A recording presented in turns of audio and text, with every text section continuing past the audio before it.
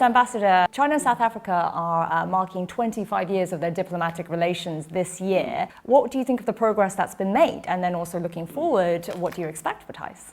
Once you've got a good political foundation, the other tracks, whether it's economy or people-to-people exchanges, then it's easy to execute. It's easy for us as a representative to actually reach consensus easily. 25 years ago, the trade between our two nations was $1.4 billion. 25 years later, is $56.7 billion. That's a massive increase in terms of bilateral trade between the two countries. We've got a large number of big South African corporations who are investing in this economy in China.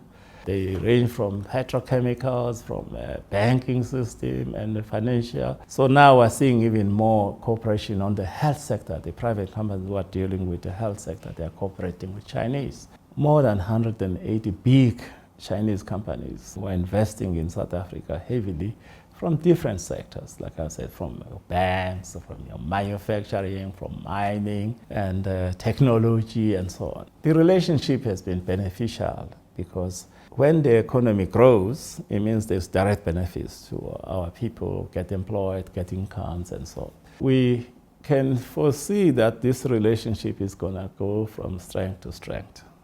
President Ramaphosa said to encourage South African companies to continue to invest in China, but to also welcome Chinese companies. Well, South Africa has a very important role ahead, and that is to host the BRICS Summit. The theme that's been chosen is BRICS and Africa, Partnership for Mutually Accelerated Growth, Sustainable Development, and Inclusive Multilateralism. Mr. Ambassador, what is South Africa's vision for BRICS and also for its role in the organization? As you see, the theme we've chosen is an appealing theme.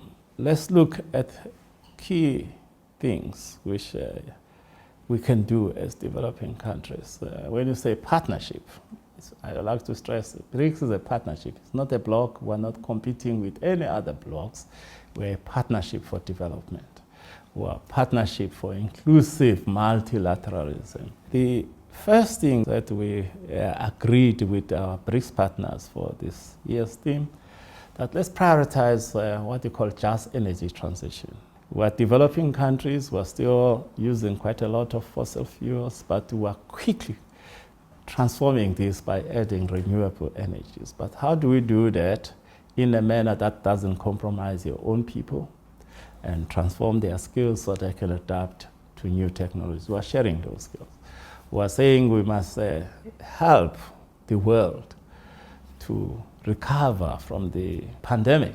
We're saying let's talk peace and multilateralism. Let's reform the UN's global governance system, including UN, to be inclusive and even pushing the issue of the role of women, particularly in peace processes.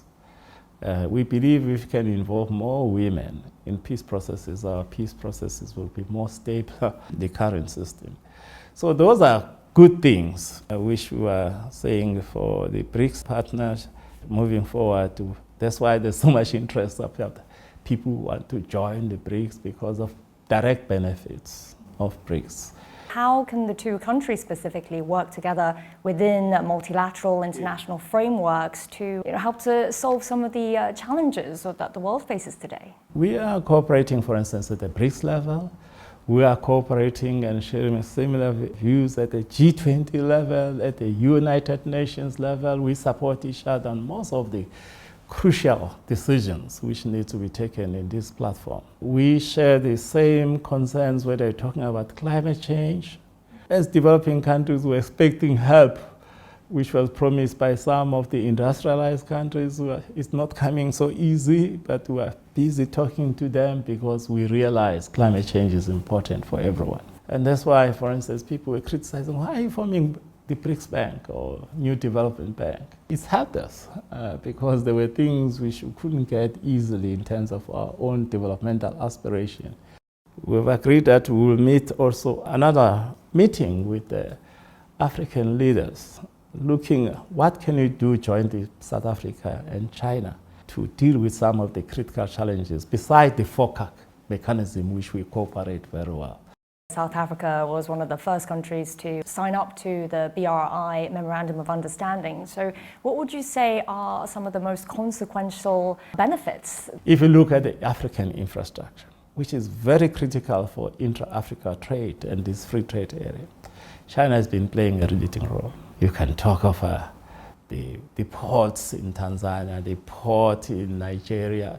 You can mention any country. The railway link between Mombasa and Nairobi, the railway link between Ethiopia, Addis, and Djibouti, cutting the length of travel to the south. Ethiopia was engaged in terms of export and imports.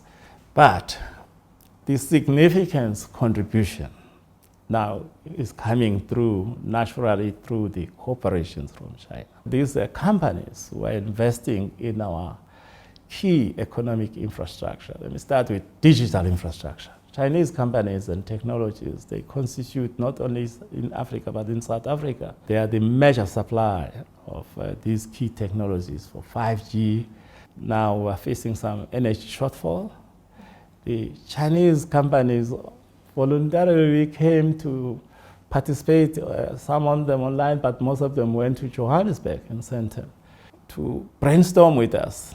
How can we come out of this as quick as possible, because it's got negative impact on our economy. The new Minister of Electricity visited here in China, Beijing, other cities, Shenzhen, Guangzhou, Shanghai, to interact with this company in detail to see their technologies, whether they work. That just shows this good working relationship because of this Belt and Road Initiative and its impact, which can be seen because all these things are measurable.